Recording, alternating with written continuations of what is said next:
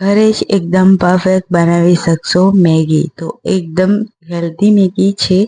તો બિલકુલ પણ સ્કીપ કર્યા વગર પૂરો વિડીયો જરૂરથી જોજો. એકદમ મજા પડી જવાની છે તમને આ મેગી ખાઈને.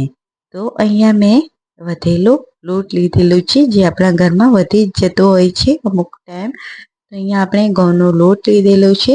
અહીંયા મેં અડધી વાટકી બીજો કોરો લોટ લીધો છે. તેમાં મીઠું એડ કર્યું છે, તેલ એડ કર્યું છે અને આપણે તેમને એકદમ સરસ રીતે મિક્સ કરી લેવાનું છે એક વખત.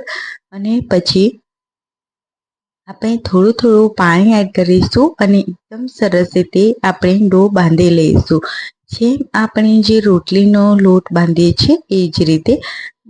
પણ આપણે આ જે લોટ છે તેને એકદમ આપણે ઢીલો રાખવાનો છે, કેમ કે આપણે બનાવવાના છીએ મેગી. તો એકદમ હેલ્ધી મેગી છે, તો બહુ જ મજા પડવાની છે તમને. અહીંયા આપણે લોટ બાંધી દીધો છે, તેના પર તેલ થોડું એડ કરી દઈશું અને મિક્સ કરી લઈશું એક વખત બરાબર. આ રીતે મેં મિક્સ કરી લીધું છે. અહીંયા મેં આ રીતનું એક મશીન આવે છે તે લઈ લીધેલું છે. તમારી પાસે હોય તો ખૂબ ઇઝીલી બની જાય છે. અહીંયા આપણે જારે લઈ લીધી છે, જે સેવ પાડવાનું મશીન આવે છે તે મેં લીધેલું છે. અહીંયા મેં જે નાની નાની જારીવાળી ડીશ છે તે લીધી છે. તેને આપણે તેલથી ગ્રીસ કરી લઈશું અને અંદરના મોલ્ડમાં પણ આપણે બરાબર તેલથી ગ્રીસ કરી લેવાનું છે. હવે આપણે તેમાં નાની જારી એડ કરી દઈશું અને જે આપણે લોટ બાંધીને તૈયાર કર્યો હતો તે એડ કરી દઈશું. તો તમે જોઈ શકો છો એકદમ સરસ રીતે ઇઝીલી અંદર જતો રહે છે, કેમ કે જે આપણે લોટ છે તે એકદમ ઢીલો બાંધેલું છે એટલા માટે. અને ઢીલો એટલા માટે બાંધવાનો છે કે આપણે જ્યારે તેને સેવ પાડીશું, એટલે કે મેગી પાડીશું, એટલે ફટાફટ આપણે બહુ વધારે પ્રેશર ના કરવું પડે અને એકદમ ફટાફટ ઇઝીલી આપણી મેગી બનીને તૈયાર થઈ જાય. અહીંયા મેં ગેસ ઉપર કઢાઈ મૂકી છે, તેમાં 2 મોટી ગ્લાસ પાણી એડ કરેલું છે.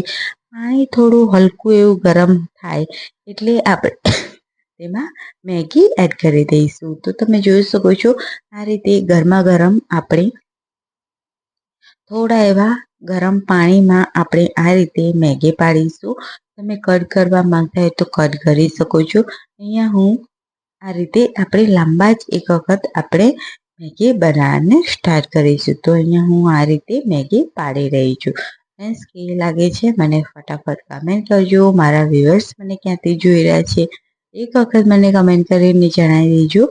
અને લાઈક કરવાનું બિલકુલ પણ ભૂલતા નહીં. થોડો પણ વિડીયો પસંદ આવ્યો હોય તો અહીંયા આપણે આ રીતે બધી મેગી પાડી લઈશું. અહીંયા આપણે જે લોટ આપણે એડ કર્યું છે તેનાથી આપણે બધી મેગી પાડી લેવાની છે. તો તમે જોઈ શકો છો હું અહીંયા આ રીતે રાઉન્ડ રાઉન્ડ કરતી રહીશ અને આ રીતે આપણે મેગી પાડી લઈશું. તો અહીંયા જે મેગી છે તે એકદમ હેલ્ધી મેગી છે, બહુ જ મજા પડવાની છે તમને. તો અહીંયા તમે નોર્મલ મેગી છે તે પણ ભૂલી જશો. બાળકોને તમે આ રીતે બનાવી અને આપી શકો છો.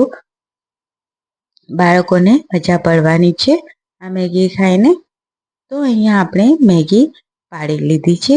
હવે તમે જોઈ શકો છો અહીંયા આપણે જે મેગી છે તેને આપણે ચાકુના મદદથી કટ કરી લઈશું. જે નીચેનો ભાગ છે આપણી જે મશીન છે સેવૈયાનો, તેનાથી આપણે એક કટ લગાવી લઈશું અને આપણે મેગી બધી તૈયાર કરી લઈશું. તો તમે જોઈ શકો છો અહીંયા મેં બધી મેગી પાડી લીધી છે. હવે આપણે તેને 3 મિનિટ કૂક થવા દઈશું, બિલકુલ પણ હલાવ્યા વગર. અહીંયા તમે જોઈ શકો છો અહીંયા 3 મિનિટ થઈ ગઈ છે, કૂક થઈ ગઈ છે આપણી મેગી. અહીંયા મેં એક જારીવાળી ટોપલી લઈ લીધી છે, તેમાં આપણે મેગી એડ કરી દઈશું. ઠંડુ ઠંડુ પાણી એડ કરીશું, જેથી કુકિંગ પ્રોસેસ અહીંયા જ રોકાઈ જાય અને એકદમ સરસ એવી છૂટી છૂટી આપણી મેગી બનીને તૈયાર થઈ ગઈ છે. હવે આ રીતે આપણે ડીશમાં ફેલાવી લઈશું અને થોડું તેલ એડ કરીશું, એટલે જે મેગી છે તે એકદમ સરસ એવી છૂટી છૂટી બનીને તૈયાર થાય. તમે જોઈ શકો છો એકદમ સરસ એવા મેગી આપણી બનીને તૈયાર થઈ છે. હવે આપણે ગેસ ઉપર એક કઢાઈ મૂકીશું. તેમાં આપણે તેલ એડ કરીશું 1 મોટી ચમચી જેટલું, અને અહીંયા મેં એડ કરેલું છે ડુંગળી અને કેપ્સિકમ. તેને મેં લાંબી લાંબી સ્લાઇસમાં કટ કરી લીધા છે. અહીંયા મિક્સ કરી લઈશું એક વખત બરાબર. થોડા એવા સતળાય એટલે આપણે એમાં એડ કરીશું મેગી મસાલો. અહીંયા આપણે અડધો મેગી મસાલો એડ કરીશું. તમે આખો પણ એડ કરી શકો છો. ત્યારબાદ આપણે તેમાં એડ કરીશું આપણે જે મેગી બનાવીને તૈયાર કરી હતી અત્યારે તે એડ કરી દઈશું અને બરાબર મિક્સ કરી લઈશું. તો અહીંયા આપણી ગરમા ગરમ એકદમ હેલ્ધી આપણી ઘરે બનતી એકદમ ઘઉંના લોટની મેગી બનીને તૈયાર છે ફ્રેન્ડ્સ.